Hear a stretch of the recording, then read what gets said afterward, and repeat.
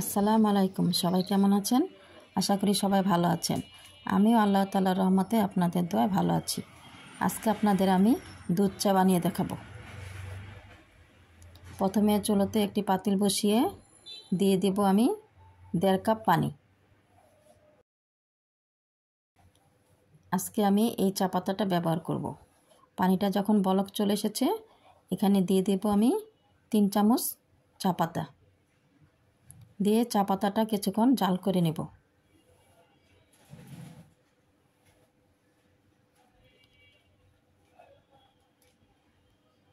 খুব ভালো করে জাল করে নেব। দেখতে পাচ্ছেন চা পাতাটা রং ছেড়ে দিয়েছে, কালারটাও খুব সুন্দর এসেছে। এখন এখানে আমি দিয়ে দেব দুধ। এখানে আমি গরুর দুধ জাল করে রেখেছি। দেখতে পাচ্ছেন কত বড় সর পড়েছে। সরটা এখন আমি তুলে নেব।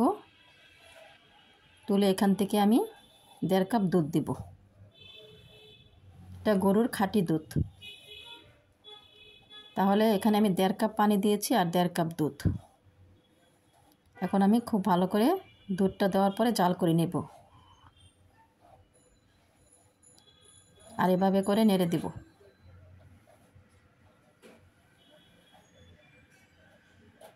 শীতের সময় সকালে অথবা বিকালে এরকম 1 কাপ গরম গরম চা হলে কেমন হয় বলুন তো? নিশ্চয়ই মন্দ না। এখন দিয়ে দেব 3 চামচ চিনি।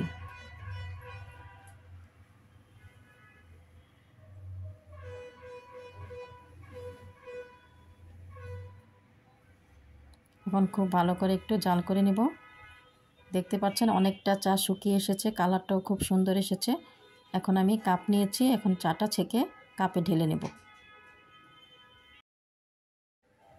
আজকের চাটা আমি পরিবেশন করব টুথ বিস্কিট দিয়ে।